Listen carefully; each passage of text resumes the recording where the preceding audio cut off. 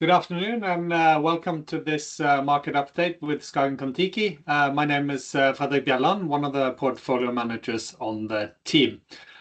Today we thought we would cover the three following topics. Firstly, just to give an update on the fund positioning and where we stand today.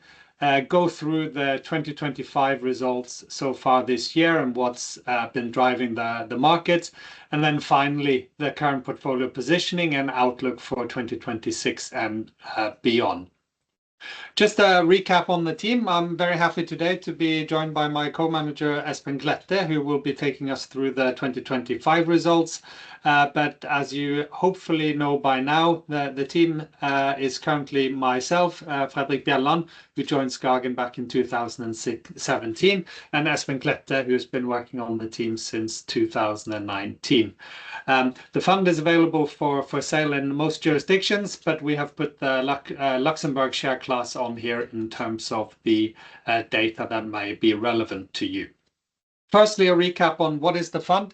It's a global emerging markets fund. It's been running for 23 years with a deep-rooted and value-based investment philosophy. It's the same investment philosophy that has guided the fund and the team since inception. In short, what we believe in is bottom-up stock picking, making full use of the unconstrained global mandate that we have with the focus on emerging markets. Absolute return mindset. We only invest in stocks where we see a probability-weighted upside across different economic scenarios. That means we don't invest because something is in an index, but we go where we see real upside value. Our investment horizon is long-term, typically 3 to 5 years, but many holdings have been in the portfolio for a decade or more. And what you will see as we go through the results year to date, even Samsung Electronics, which has been in the portfolio for 23 years, is making still a strong contribution to the fund's return, which is very, very pleasing. As long-term investors, ESG is always an integrated part of our investment process. We think as we go through again, the corporate governance changes that we've seen in Korea starting a long time ago, but really getting traction this year is also something that we have been working on behind the scenes for a long time. Finally, pulling it all together, we think that a contrarian mindset is important in order to be able to find the underpriced or misunderstood opportunities in the global markets. That often means we go in places where others do not, and often against the crowd in terms of out of favor markets. That's the pitch top down, but what does it mean in terms of fund characteristics? Again, those of you who have been following us will recognize this slide. We try and show that the fund's characteristics are very much aligned with the investment strategy as we articulated. As active investors, you should expect us to have a high active share. It's still around 80%, and it would have been much higher had Taiwan Semiconductor, our largest investment, not also been a very big index component. But as a UCITS fund, we cannot own more than 10% of the fund in a single issuer, which is dragging down our active share, which otherwise remains very, very high. On the right-hand side, one of the ways that we achieve a differentiated portfolio is looking slightly more on the mid to smaller cap spectrum. So you'll see that the tilt in the portfolio is still more so both versus the category average, the average fund, but also the index in terms of a higher small cap weighting. In terms of value-based, we think one of the most attractive things that has developed throughout this year is, despite the strong absolute return that the fund has delivered so far this year, the portfolio valuation is still very, very attractive, and actually at 9 times current year earnings and 1.1 times price to book. It's more or less where we were when we entered the year, whereas of course the market has repriced significantly, which means that our discount to the market has increased, all else being equal. In terms of what we are trying to achieve, again, you will recognize this chart. What we're looking for is very discounted opportunities. You'll see that on a 5-year view, The blue dot is where the fund is now. The black line is the category average as defined by Morningstar, and the shaded area is the 5-year range. You'll see that our portfolio is very much at a discount to the market. Out on the right-hand side, you can see that the discounts on the most regularly watched multiples ranges between 40 to 60%. We try and do that without sacrificing quality. So you can see that both momentum and quality in the portfolio is higher than it has been usually for the fund, and is very much closing the gap to both the index and the category average. So getting a discounted portfolio with close to market characteristics with potential for change is really what we're trying to deliver, and is what should be able to give us a repricing. How's that fared over time? Again, here's the long-term track record, both for the strategy, gross of fees, but we've also included the A share class, which is the retail share class, and most share classes will fall somewhere between those two lines in terms of net returns. And I think it's pleasing to see that with the strong performance so far this year, more than 20% up in euro terms, gross of fees, 8% plus ahead of the market, we have been able to lift both the short and the medium term outperformance versus the market to be more in line with the long-term performance of the fund. So really, as the emerging markets have come into vogue and have a little bit of tailwind now, we show that the strategy continues to deliver for long-term investors. And with that introduction, I'll hand it over to Espen, who will take us through what has been the key movements so far in 2025. Thank you, Fredrik. So if we move on to the next slide, I wanted to provide a bit of a backdrop for 2025. As you can see on the slide here, which shows returns in 2025 in dollar terms across major asset classes. Returns have in general been quite favorable for investors. Most asset classes have delivered solid dollar returns. With the exception of gold, EM equities have delivered the strongest returns this year at 32% year to date in dollars. However, as we all are very aware of, the dollar has depreciated this year.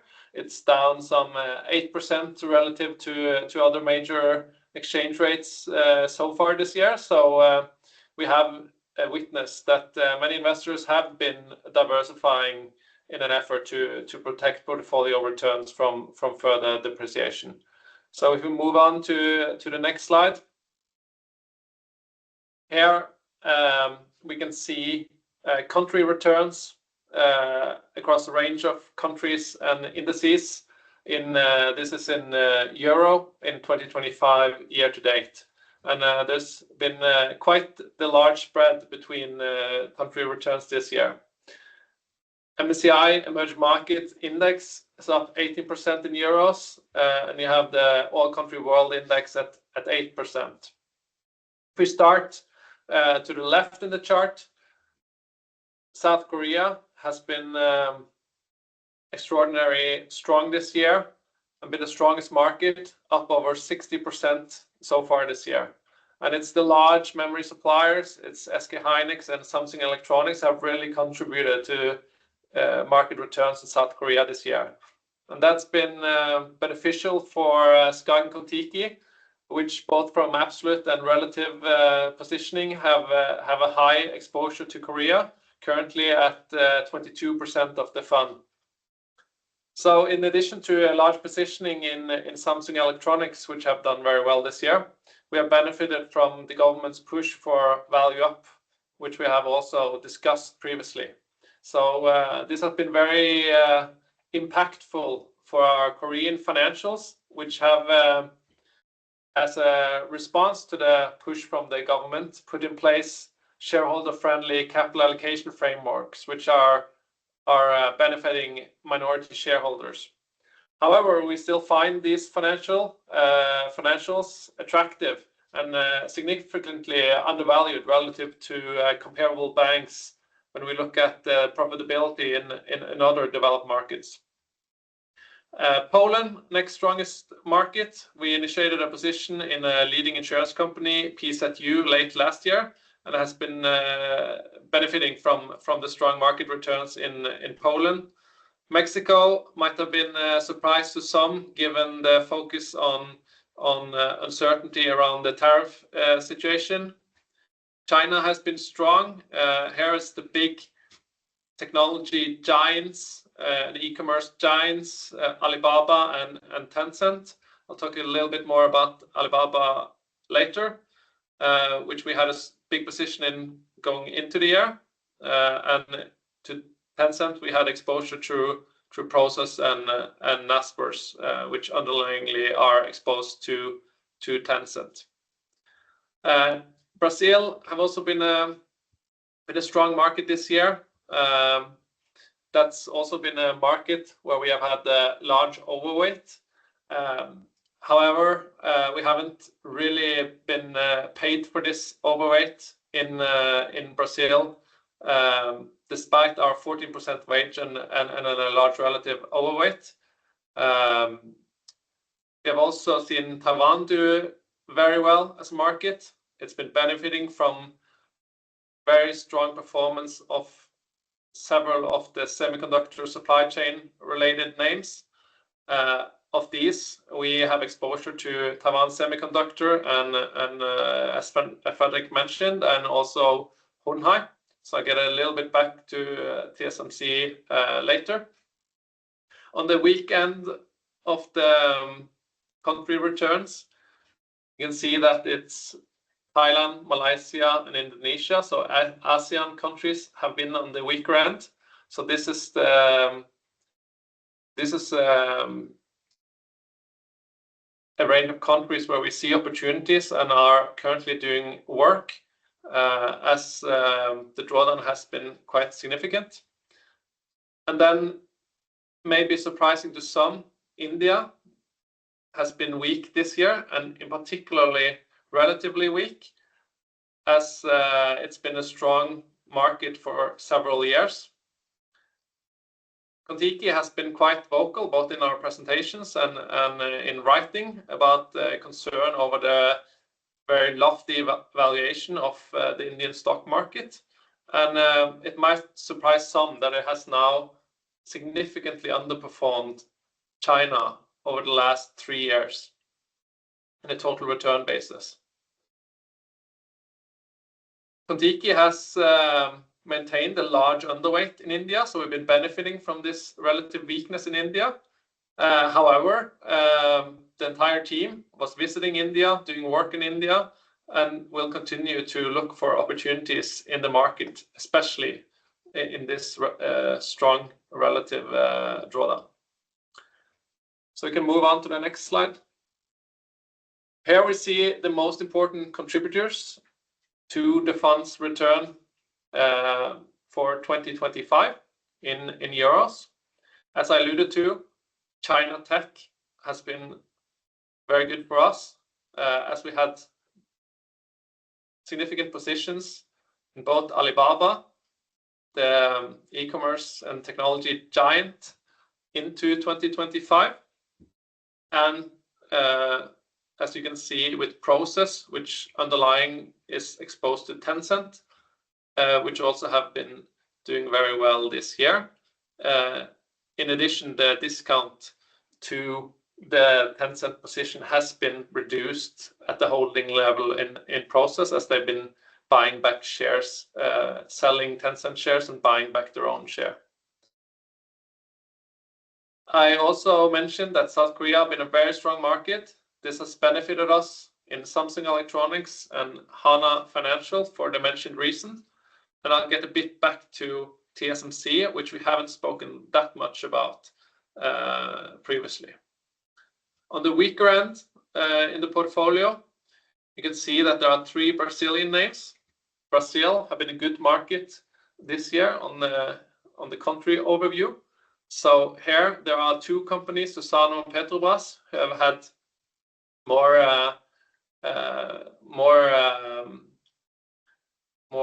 headwinds in terms of the commodity prices they are exposed to. and Rasen had some company-specific issues. In addition, there's one Mexican name and Coca-Cola EasyCheck, which is Turkish, which also have been a weaker market this year. So with that, we can move on. So I assume that TSMC, Taiwan Semiconductor, is a fairly well-known name to many. It remains very strongly positioned in the semiconductor supply chain, enabling the entire AI model training and inference that we all are enjoying using the ChatGPT and Anthropic and Gemini, etc. TSMC manufactures the most advanced logic chips at scale. Their clients are NVIDIA, AMD, Apple, and many other of the AI-centric startups, which are depending on its leading edge nodes for the compute performance and power efficiency. This is pictured on the chart on the left-hand side. And as we try to show in the chart on the right-hand side, TSMC is effectively the only commercial foundry capable of producing cutting-edge chips in volume. So as the chart shows in red, this is the revenue market share among global foundries. TSMC has increased its market share significantly from the first quarter of 24 to second quarter of 25, going from 63 to 71%. So TSMC is leading and almost the only supplier of the most leading edge chip. Intel is far behind, and Samsung has had yield challenges for the most leading edge. So this year, TSMC has done very well. Its year-to-date sales is up 40% in dollars, and it's moving fast ahead with new technologies. So in the chart here, we've showed the total return for TSMC relative to the MSCI Emerging Index starting in 1st of January 22. And we've shown with the stars on the blue line, which is TSMC, where Kon-Tiki initiated its position. So while TSMC is, it's tough to say it's a contrarian position to hold, we have tried to capitalize on when the market offered us the shares at attractive levels. So the first time we initiated a position in TSMC was during the significant drawdown it had when Xi Jinping was elected to president during the most recent term at the fall of 22. At that time, for those that remember, the market was very concerned about the China-Taiwan relation and the potential for a conflict. So equity risk premium in China and Taiwan spiked quite significantly. So following the initiation of the position, we have managed it based on risk reward and portfolio risk management.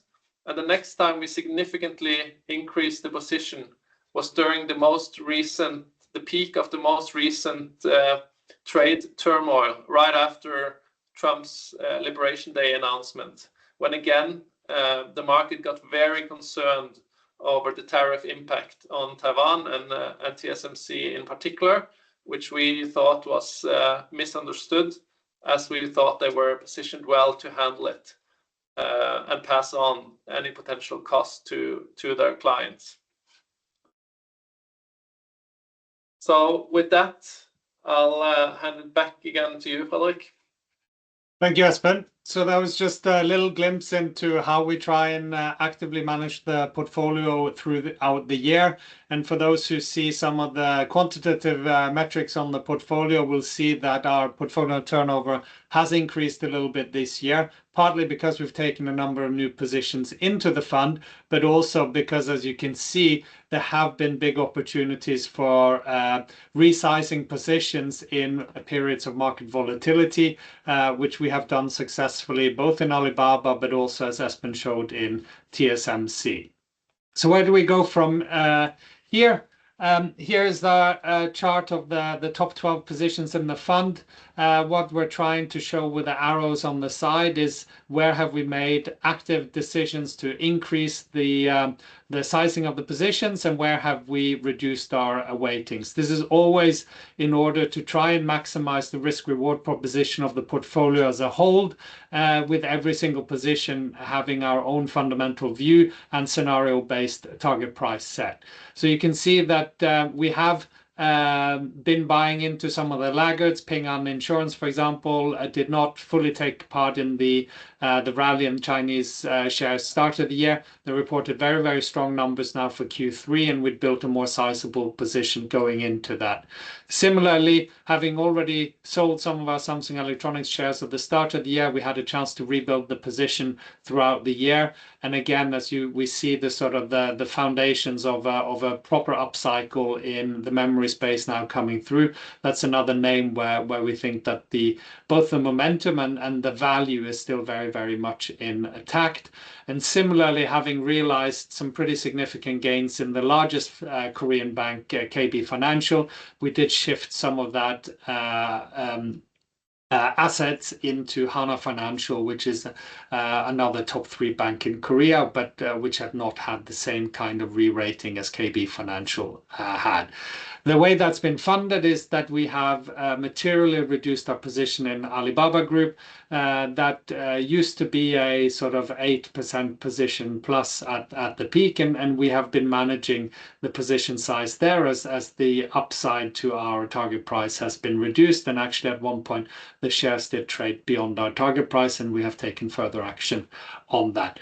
What that means in practice is that you see that the portfolio characteristics are very much in the value camp, 9 times price to earnings, as I said in the introductions, 1.1 times price to book, which is effectively a 40-45% discount to the emerging markets index as a whole. And when you look at the return on equity and the shareholder yields that we are getting from our portfolio, we think that that stacks up very well with the index, and we see no reason why our portfolio should trade at a material discount to the index level as it does today. I also said we had an active year. Here, back in February, we talked about some of the new positions in the fund, the Indian bank Axis Bank, which has been a decent outperformer in the Indian market so far this year. We also named Petrobras and Walmart Mexico, which have been had less of a return this year, and Petrobras is actually our weakest position year to date on the back of the falling oil price. Since then, we have also initiated 2 positions in what I would call sort of tariff uncertainty opportunities. We bought into Yuyuan Industrial Holding, which is the world's largest manufacturer of athletic footwear, as well as Shenzhou International Group, which is a major manufacturer of athletic wear for the likes of Nike and Adidas.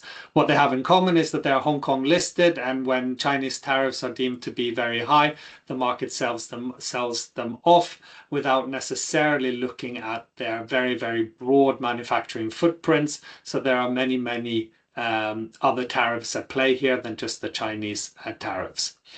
We've also shifted some of our China exposure away from technology into financials.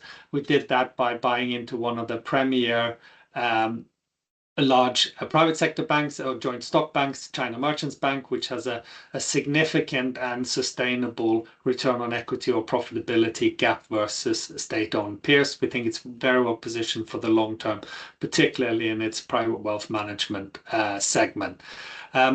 Espen also mentioned that there had been some drawdowns in ASEAN, so we recently also initiated a position in SM Investment Corp, which is the largest conglomerate in the Philippines, with interests across retail, financial services, and real estate.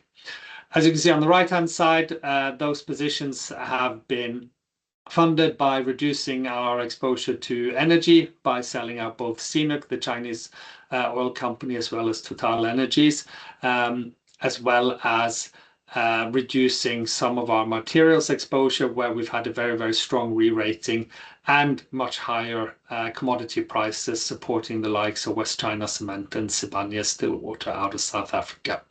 So as you can see, there's been a decent amount of activity in the portfolio. We have plenty of new underappreciated companies coming into the portfolio, and what we're really trying to guide the portfolio towards is to keep that attractive valuation relative to the market. So to sum it up, it's been a quick run through, but we continue to offer what we think works for the long term, which is a clear value-based investment philosophy with an emphasis on long-term and sustainable returns. The portfolio remains concentrated with 47 holdings, but it is very balanced across geographies, sectors, but more importantly, across economic drivers. And what the companies that we put into the portfolio have in common is that on our independent analysis, they're clearly undervalued on when we take a probability-weighted scenario into account. And we do think that even though emerging markets equities have gotten off to a strong start in 2025 on the back of a good year in 2024 as well, the discount to developed markets as close to 40% remains towards the higher end of historical levels. And as Espen also mentioned, for those looking for diversification away from US dollar-based assets, certainly historically, there's been a clear correlation between dollar weakness and emerging markets equities outperformance. So with that, we thank you very much for your attention, and we look forward to connecting with you again soon. Thank you very much.